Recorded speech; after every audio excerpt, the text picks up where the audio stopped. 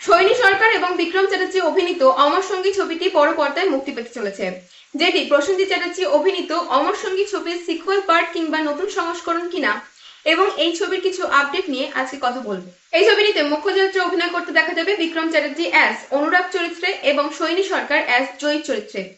এই ছবিটির গল্প আবর্তিত হবে অনুরাগ এবং জয়ী, যারা ছোটবেলার বন্ধু এবং বিবাহ সূত্রে তারা একে অপরের সাথে এনগেজড, কিন্তু তাদের সাথে এমন কিছু ঘটে যায় যাতে তাদের জীবনধারার পরিবর্তন ঘটে। এই ছবিটি প্রসেনজিৎ চ্যাটার্জি অভিনীত অমর সঙ্গী ছবির কোনো সিকুয়েল পার্ট কিংবা নতুন সংস্করণ নয়। ছবিটির গল্প সম্পূর্ণ ভিন্ন এবং নতুন।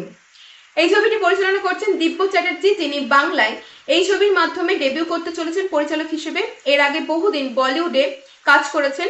আফসোস বলে একটি সিরিজে কো ক্রিয়েটর হিসেবে নিযুক্ত ছিলেন। সেই সিরিজে ডার্ক হিউমার যেমন ছিল, তেমন এই ছবিতেও তা মিক্স করার একটা প্রচেষ্টা করা হয়েছে। এই ছবির শুটিং পর্ব ইতিমধ্যে সমাপ্ত হয়েছে। ছবির শুটিং চলেছে নর্থ এবং সাউথ কলকাতাতে। ছবিটি অভিনব ঘোষ এবং একটি প্রযোজনা সংস্থার যৌথ প্রযোজনায় মুক্তি পেতে চলেছে, যদিও রিলিজ ডেট এখনো সামনে আসেনি। এই ছবির মাধ্যমে প্রথমবারের মতো জুটি বাঁধতে চলেছেন বিক্রম চ্যাটার্জি এবং সৈনী সরকার। প্রসঙ্গত, বিক্রম চ্যাটার্জি অভিনীত বিগত ছবি পারিয়া, যা একটি বহু আলোচিত ছবি, তার পার্ট 2 এর অ্যানাউন্সমেন্ট সামনে এসেছে। তার রিভিউ চ্যানেলে আপলোড করা হয়েছে, লিংক ডেসক্রিপশনে পেয়ে যাবেন, চেক আউট করতে পারেন। আজকের ভিডিওটি এই পর্যন্তই। ভিডিওটি ভালো লাগলে অবশ্যই লাইক, শেয়ার এবং কমেন্ট করতে ভুলবেন না এবং চ্যানেলে নতুন হলে সাবস্ক্রাইব করে রাখবেন। দেখা হচ্ছে পরবর্তী ভিডিওতে। ভালো থাকুন, অসংখ্য ধন্যবাদ।